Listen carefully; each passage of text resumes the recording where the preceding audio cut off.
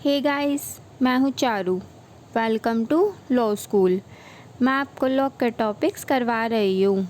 आगे बढ़ने से पहले चैनल को सब्सक्राइब जरूर कर लीजिए और बेल आइकन को दबाना ना भूलें। आप हमारा टेलीग्राम चैनल भी ज्वाइन कर सकते हैं, जिसका लिंक मैं आपको डिस्क्रिप्शन बॉक्स में दे दूँगी। गाइस, इंडियन पिनल कोड की लास्ट वीडियो में हमने सेक्शन 304B डॉरी डेथ के कुछ प्रोविज़न्स के बारे में पढ़ लिया था। अगर आपने अभी तक मेरी प्रीवियस वीडियोस नहीं देखी हैं तो वह भी देख लेना। आगे है, जनरली क्रिमिनल केसेस में प्रोसिक्यूशन को बियॉन्ड रीजनेबल डाउट्स जाकर प्रूव करना पड़ता है कि अक्यूज ने ही ऑफेंस कमिट किया है। उसके बाद अक्यूज को प्रूव करना पड़ता है कि एविडेंस गलत है या बियॉन्ड रीजनेबल डाउट्स नहीं हैं। मीन्स एविडेंस इतने कैपेबल नहीं है कि अक्यूज का ऑफेंस प्रूव किया जा सके। पर सेक्शन 304B डॉरी डेथ इस जनरल रूल की एक एक्सेप्शन है।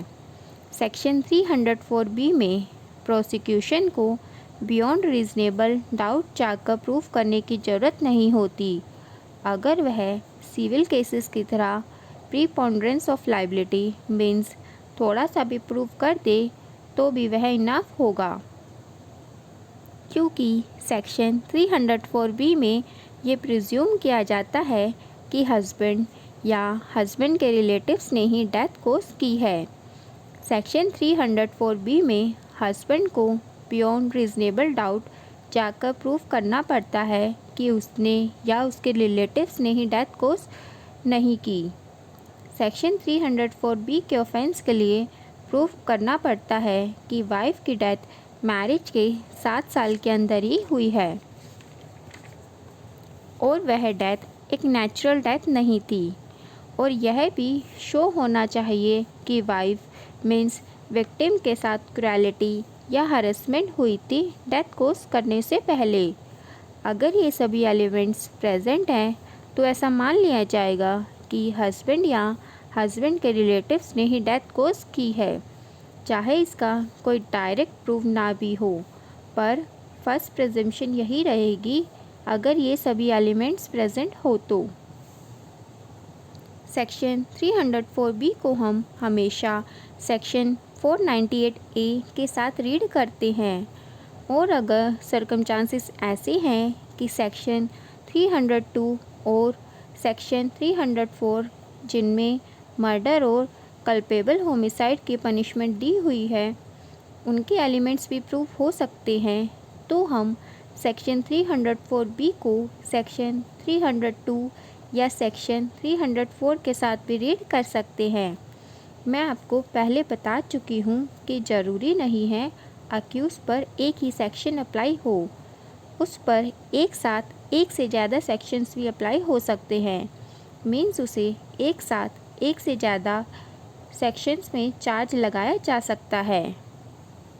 ये केस टू केस और सर्कमस्टांसेस पर डिपेंड करता है कि उस पर कौन कौन से सेक्शंस अप्लाई होंगे।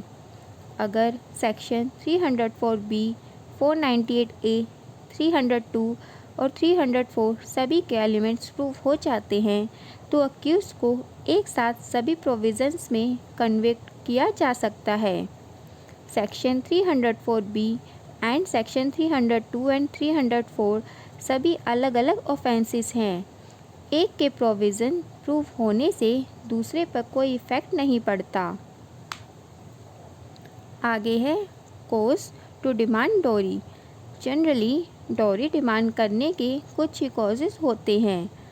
फर्स्ट है, ट्रेडिशंस के नाम पर कुछ लोग डॉरी की डिमांड करते हैं।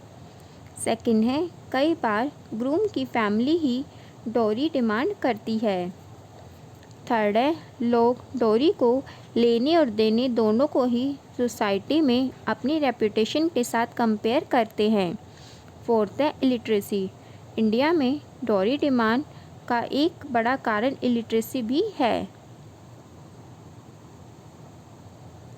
आगे हैं केसेस। फर्स्ट केस है Hansraj versus state of Punjab.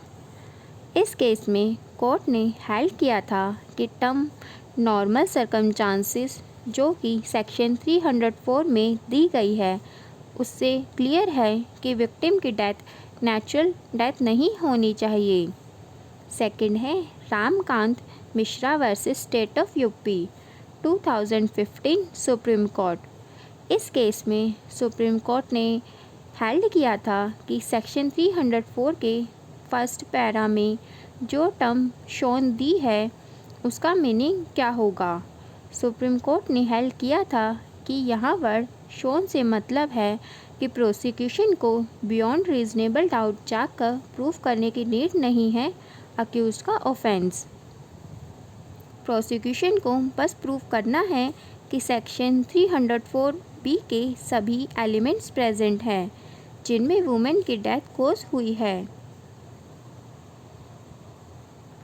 Next case है Sher Singh versus state of Haryana 2015 supreme Court. इस केस में सुप्रीम कोर्ट ने हेल्ड किया था कि जब एक बार सेक्शन 304B पैरा 1 के इंग्रेडिएंट्स प्रूफ हो जाएंगे तो प्रिज्यूम कर लिया जाता है कि डोरी डेथ कोज हुई है, पर यह प्रिजम्पशन रिबटेबल प्रिजम्पशन है और अक्यूज चाहे तो इस प्रिजम्पशन को रिबट कर सकता है प्रिजम्पशन की अगेंस्ट एविडेंस प्रूफ कर पर अक्यूज को वह एविडेंस बियॉन्ड रीजनेबल डाउट जाकर प्रूफ करने पड़ेंगे। इसलिए सेक्शन 304B में अक्यूज के ऊपर बर्डन ऑफ प्रूफ और क्रिमिनल केसेस से ज़्यादा होता है अपनी इनोसेंस प्रूफ करने का। नेक्स्ट केस है Reema Agarwal versus Anupam and others 2004 Supreme Court. इस केस में सुप्रीम कोर्ट ने हेल्ड किया था कि section 304B and section 498A में दिए वर्ड हस्बैंड में वॉइड मैरिज के हस्बैंड भी इंक्लूड होंगे। गाइस आज के लिए इतना ही। अगर आपका कोई क्वेश्चन हो या कोई डाउट हो तो आप मुझसे कमेंट बॉक्स में पूछ सकते हैं। वीडियो अगर अच्छी लगी हो तो लाइक ज़रूर करना और अपने फ्रेंड्स के साथ शेयर करना मत भूलना। इंडियन पिनल कोड की नेक्स्ट वीडियो में हम आगे के प्रोविज़न्स के बारे में पढ़ेंगे।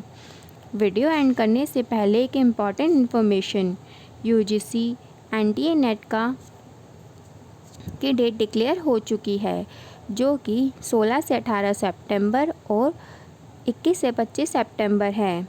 अगर आप यूजीसी नेट लॉ की प्रिपरेशन कर रहे हैं तो आप हमारी कॉन्ट्रैक्ट एक्ट, हिंदू लॉ, मुस्लिम लॉ और इंडियन पिनल कोड की वीडियोस प्लेलिस्ट में जाकर देख सकते हैं जो कि सीरीज़ वाइज बनाई गई है।